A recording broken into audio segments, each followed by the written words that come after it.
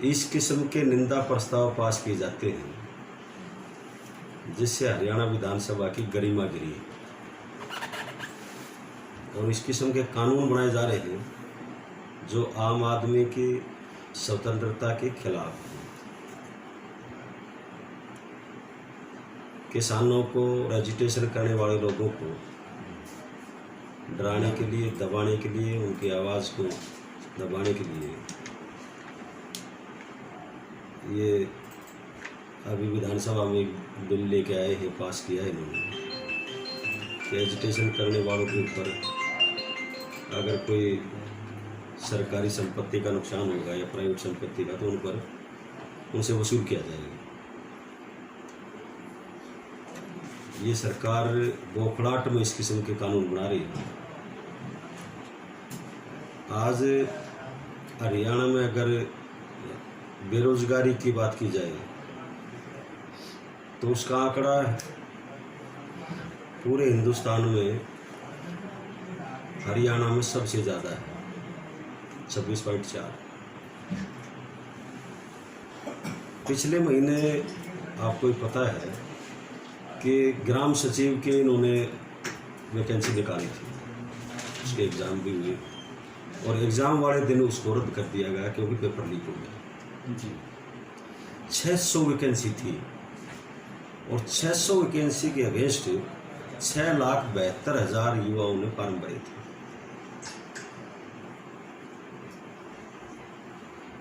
और न केवल फार्म भरे बल्कि एग्ज़ाम देने चले भी गए थे अपने सेंटरों में। एग्ज़ाम हो ही रहा था कि बीच में पेपर लीक हो गया और वो एग्ज़ाम रद्द कर दिया। इस किस्म की अनेक घटनाएं हुई हैं हरियाणा में इस बीजेपी की सरकार में, लेकिन उनके खिलाफ ठोस कार्रवाई सरकार कर नहीं रही, लिपापोती करती है।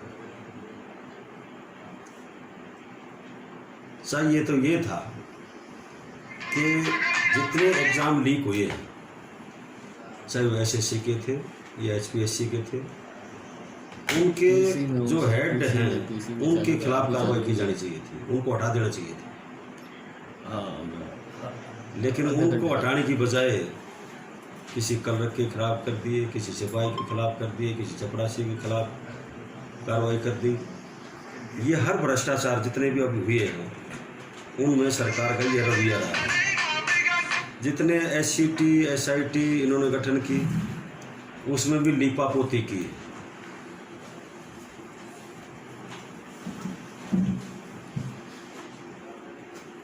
कृषि संबंधी इन कानूनों के खिलाफ पूरे देश का किसान एजिटेशन पे है।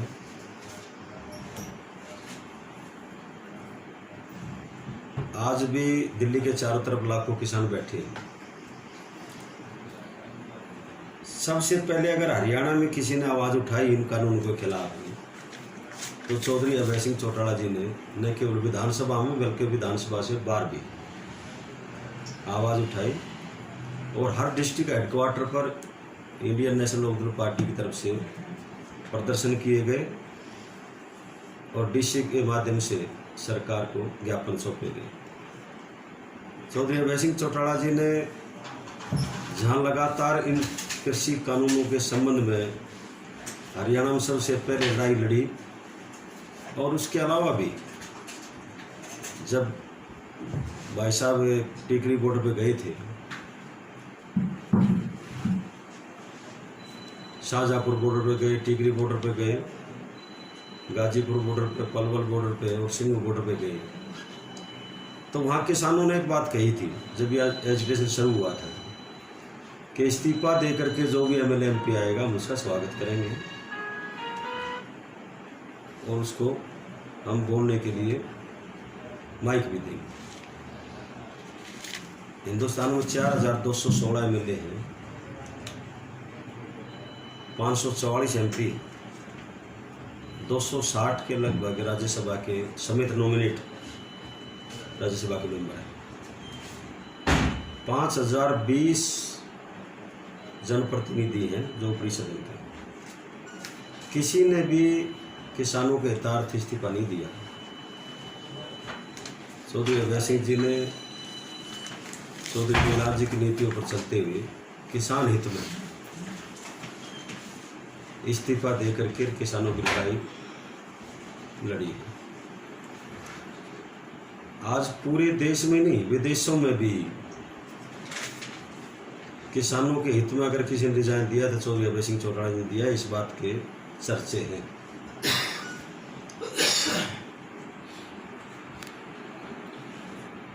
हिंदुस्तान का किसान अब जाग गया और इस कृषि कानून, ये 3 काले कानून हैं, इन कानूनों को रद्द करा करके ही दम लेगा।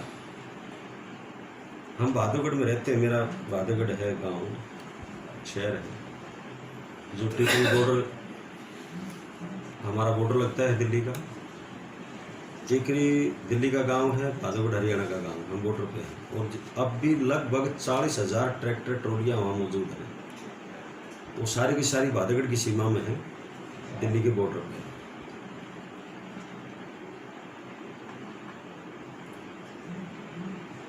कोई बुरा ना माने मेरी इस बात का कि सरकार मीडिया को भी दबाने का प्रयास कर रही है और कुछ मीडिया चैनल भी सरकार के इशारे पर इस किसान एजिटेशन को, सरकार के खिलाफ जो लोगों का रुझान है वो सार्वजनिक नहीं कर रहे।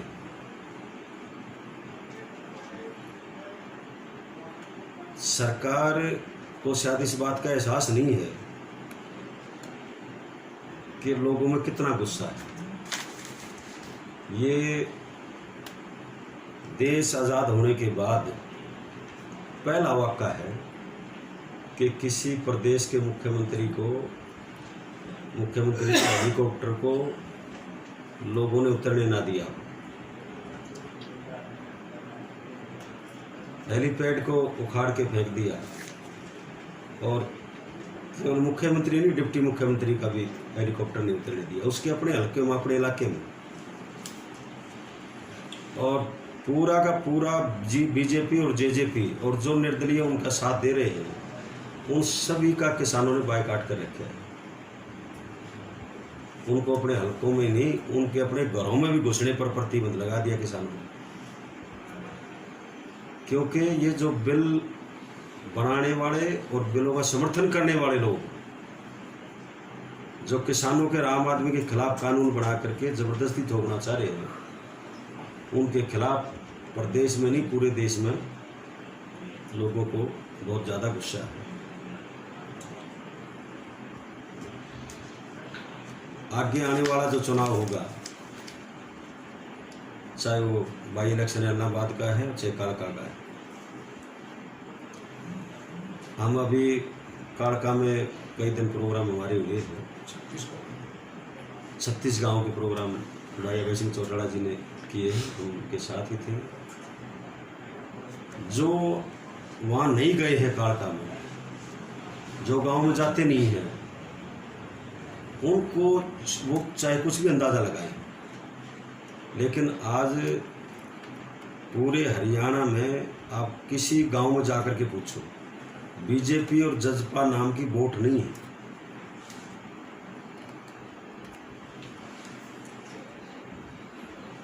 इंडियन नेशनल लोकदल पार्टी के प्रति लोगों का रुझान बहुत ज़्यादा बढ़ा है और उसका मेन कारण ये है कि जहां इंडियन नेशनल लोकदल पार्टी ने 2012 में जब कांग्रेस से बिल को लेकर के आई थी लोकसभा में, तब भी इन लोगों ने इसका विरोध किया था।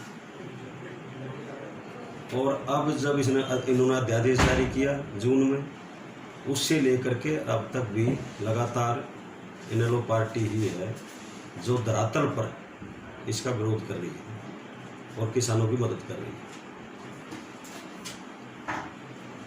बाकी तो कांग्रेस के लोग कहीं जाते हैं टोल टाल पे भाषण भूषण झाड़ के आगे, अदरवाइज बॉर्डर पे नहीं गए, बॉर्डर पर जाने की हिम्मत भी नहीं है, क्योंकि कांग्रेस ने ही तो 2012 में ये बिल ड्राफ्ट किया था और आदरणीय हुड्डा साहब इस जो 5 मेंबरी कमेटी बनाई थी मुख्यमंत्रियों की, उसके चेयरमैन चौधरी भूपेंद्र सिंह हुड्डा थे। तो ये उन्हीं का बनाया हुआ है कांग्रेस का। उस टाइम पे ये पास इसलिए कांग्रेस नहीं करा पाई थी, इनके पास मेजोरिटी नहीं थी। उस टाइम पे ममता बनर्जी, मायावती, मुलायम सिंह यादव और चंद्रबाबू नायडू और उड़ीसा के मुख्यमंत्री नवीन पटनायक, ये सभी उनको अंदर से और बाहर से कांग्रेस को समर्थन दे रहे थे। तो उन्होंने ये कह दिया कि अगर इस बिल को पास कराओगे तो हम समर्थन विड्रा कर लेंगे। इसलिए कांग्रेस ने उस फजीती से बचने के लिए ये बिल स्टैंडिंग कमेटी को दे दिया, स्टैंडिंग कमेटी बना करके उसको सौंप दिया और ठंडे बस्ते में डाल दिया। तो इस बात का सबको पता है कि कांग्रेस ने ही ये बिल ड्राफ्ट किया था। उस टाइम पे वो पास नहीं करा पाए, मेजोरिटी नहीं थी, अब इन्होंने पास कर दिया। उस टाइम पे तो भाई दीपेंद्र हुड्डा जी ने बड़ा भाषण दिया था लोकसभा में कि हम 24-24 इंच के आलू पैदा कर देंगे हरियाणा। तो 24 इंच का आलू सुना है कभी? तो कांग्रेस वाले इस बात से भी डरे हुए हैं कि कभी लोग तुम्हारे खिलाफ भी नारेबाजी ना कर दे, इसलिए वो किसी बॉर्डर पे जाते नहीं।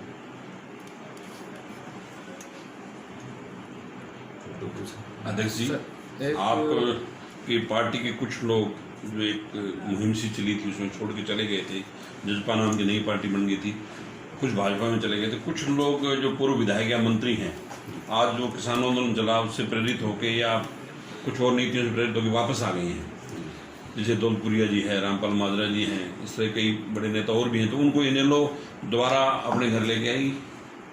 हमारे नेता चौधरी ओम प्रकाश चौटाला जी ने ये बात सार्वजनिक तौर पे कही है और भाई अभय सिंह चौटाला जी ने कही है कि हम जो हमारे कार्यकर्ता और जो भी मुख्य लोग पार्टी छोड़ करके गए थे, हम उनका स्वागत करेंगे, वो आए और इस कुशासन के खिलाफ लड़ाई में इन्हें लोग पार्टी का सहयोग करें। इन पार्टी में तो खुल करके कहा आ भी रहे और बहुत ज़्यादा कार्यकर्ता रोज़ पार्टी में, इंडियन नेशनल पार्टी में शामिल भी हो रहे हैं। कुछ लोग और भी बात हमारे से कर रहे हैं, वो आएंगे और पार्टी पहले से बहुत ज़्यादा मजबूती की तरफ चल रही है।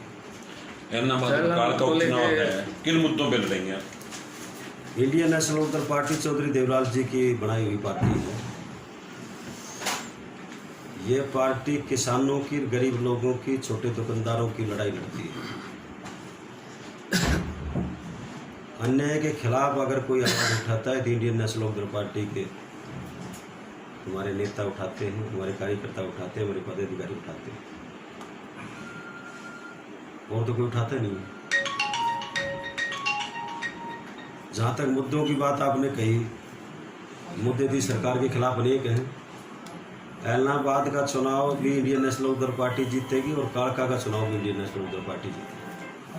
वही दूसरी तरफ जेजेपी बीजेपी वाले ताल ठोक रहे हैं कि सामने जेजेपी और बीजेपी नाम की पार्टी इस 2024 के बाद में हिंदुस्तान में दिखाई नहीं देगी। इन लोगों ने लोगों के साथ धोखा किया है। आज प्रधानमंत्री जी का भाषण पहले लोग गाड़ी खड़ी करके सुनते थे, पीएम का भाषण आ रहा है। आज प्रधानमंत्री जी के भाषण को कोई सुनकर तैयार नहीं है, बल्कि टीवी बंद कर देते, कोई सुनने के लिए तैयार नहीं।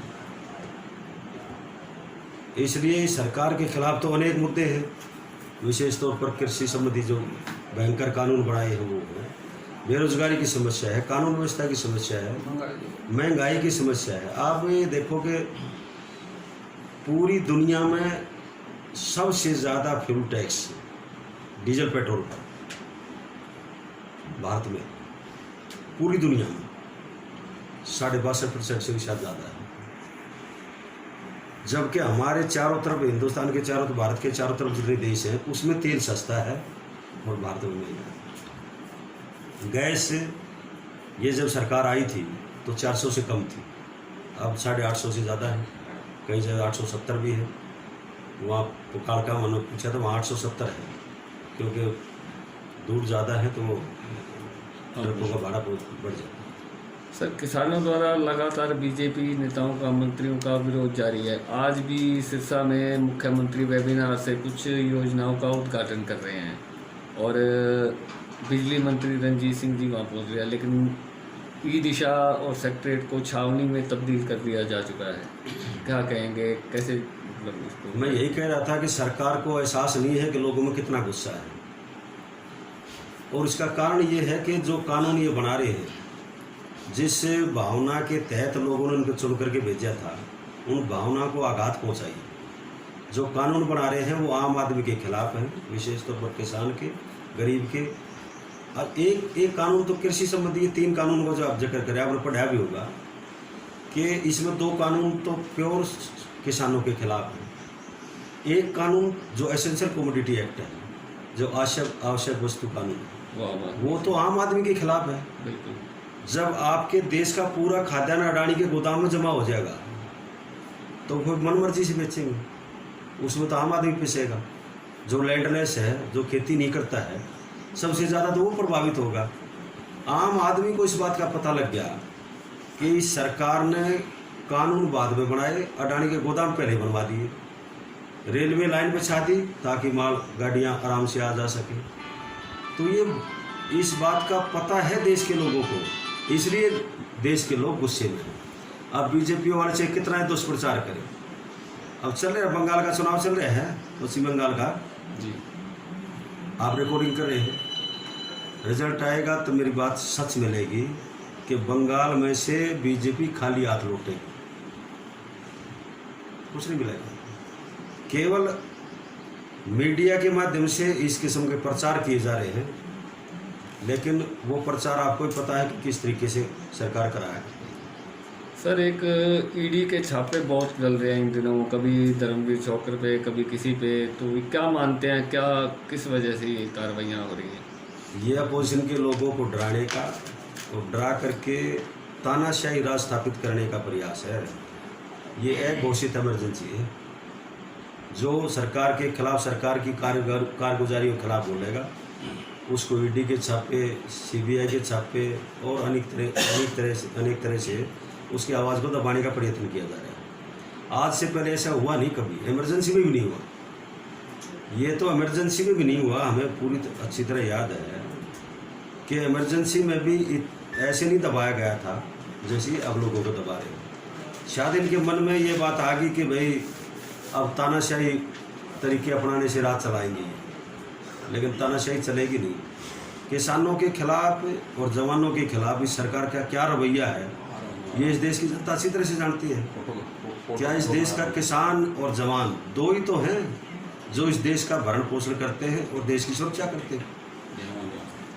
तो ये किसान के खिलाफ भी है, जवान के खिलाफ भी है। जबकि लाल बहादुर शास्त्री जी का नारा था जय जवान और जय किसान का।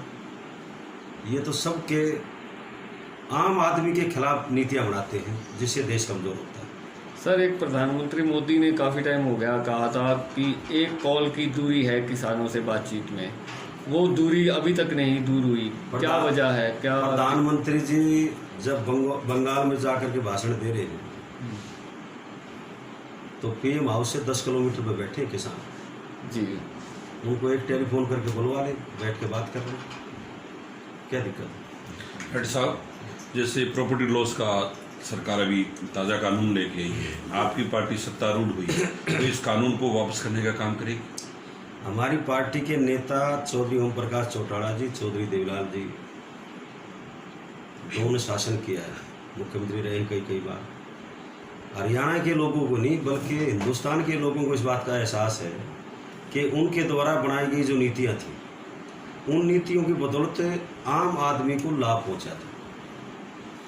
जैसे चौधरी देवलाल जी ने 100 रुपये पेंशन की थी 1987 में, जो आज 2500 होगी। एक घर में अगर 2 बुजुर्ग हैं पेंशन लेने वाले तो 5000 रुपये महीना घर में आ गए। वो किसकी नीति थी? चौधरी देवलाल की। पूरे हिंदुस्तान में सबसे पहले हरियाणा में ही घोषणा हुई थी, हरियाणा में लागू की थी चौधरी देवलाल। आज हिंदुस्तान के मैक्सिमम प्रदेश जो है उसका अनुसरण कर रहे हैं। सबसे पहले अगर कर्ज माफ़ी का किसी ने काम किया था तो वो भी चौधरी देवलाल जी ने किया था। उससे पहले किसानों का कर्जा किसी ने कभी माफ़ नहीं किया। फूड फॉर वर्क, काम के बदले अनाज वाली जो स्कीम थी, वो भी चौधरी देवलाल जी ने लागू की थी। हर गांव में SC की और BC की चौपालें बनाने का काम भी चौधरी देवलाल ने शुरू किया था, पहले नहीं था। आज भी कई प्रदेशों में नहीं है। इस किस्म के अनेक कार्य चौधरी देवलाल जी ने न केवल उनकी घोषणा की बल्कि उनको लागू भी करके दिखाया। ऐसे ही चौधरी ओम प्रकाश चौटाला जी सरकार आपके द्वार कार्यक्रम के तहत वो हर साल हर हरियाणा के हर गांव में गए और गांव के लोगों से बुला करके पूछा करते कि बताओ आपकी क्या समस्या है, और फिर उनका समाधान किया करते, उनको ग्रांट से दिया करते। कि चौधरी ओम प्रकाश चौटाला जी ने जो सत्ता छोड़ी 2005 में, उस टाइम पर चौधरी भूपेंद्र सिंह हुड्डा सीएम बन गए 2005 में।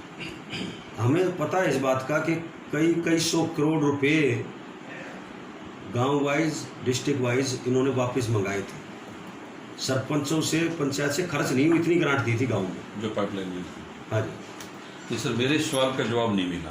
क्या? जो प्रॉपर्टी लॉस का कानून है वो वापस लो ये नहीं? बिल्कुल बिल्कुल। इंडियन नेशनल लोकदल पार्टी न केवल ऐसे जो गंभीर कानून इन्होंने बढ़ाए हैं लोगों के खिलाफ, इनको न केवल वापस लेगी बल्कि जो जिन लोगों के खिलाफ झूठे मुकदमे दर्ज किए उन मुकदमों को भी आते ही वापस ले लिया जाए।